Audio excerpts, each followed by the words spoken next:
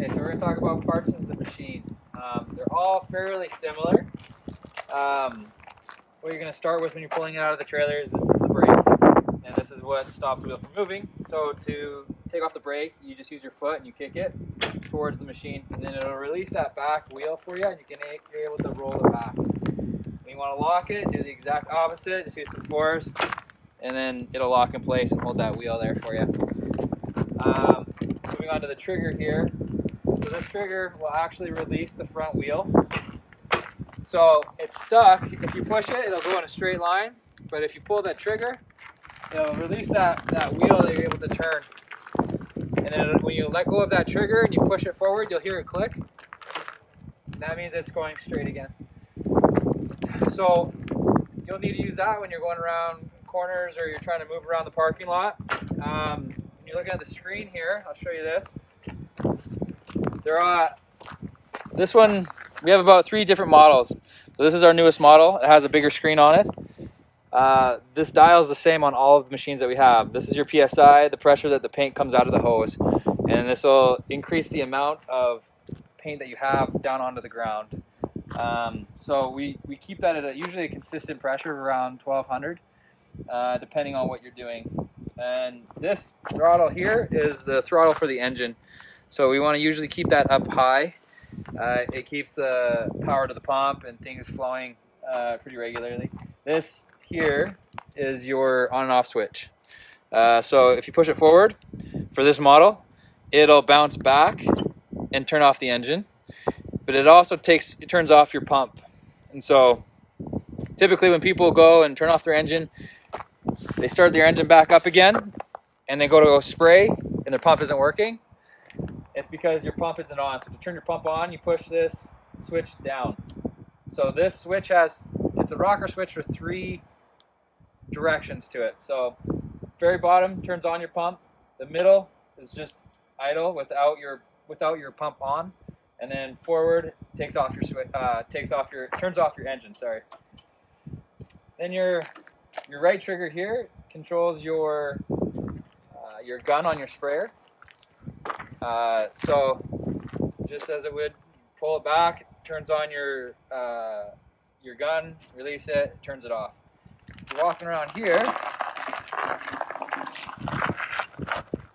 this is also a tensioner for your gun. So we usually don't play around with this too much, but if you're finding issues with your gun as you pull and it's not triggering your gun, either you need to adjust up here by the trigger or you need to adjust down here on your arm. And we'll get to that in a little bit. So that's one thing. This connects straight down to your arm as you pull your trigger.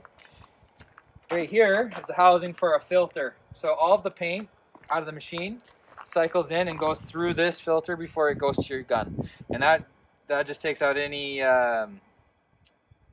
large items like rocks or dried up paint or anything like that. Shouldn't be in the paint.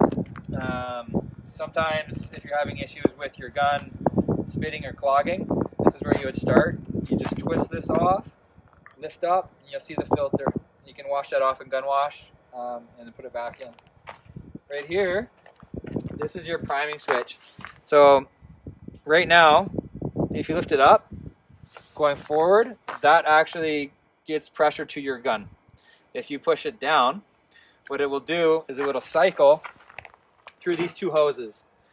So this big hose sucks everything into the machine, and this little hose purges it out. So if you suck in air, you'll need to prime your pump by pushing this down, turning on your engine, and it'll cycle through these 2 hoses, and it'll release all of the air that's in your pump here and here. And then when you see all the bubbles coming out and they've stopped, you can push this back up and it'll prime your gun for you. And this right here, this is the actual pump for the paint. There's a piston in here that goes up and down. We want to make sure that we lube that. And what you need to do is every time you start every night, you take your lube, which will actually be in the trailers, usually closer to a door. You take this and you're looking to just get the lube in past this rubber O-ring that's wrapped around the piston, and it's leaking down and it's going into this housing here. And when you see this lube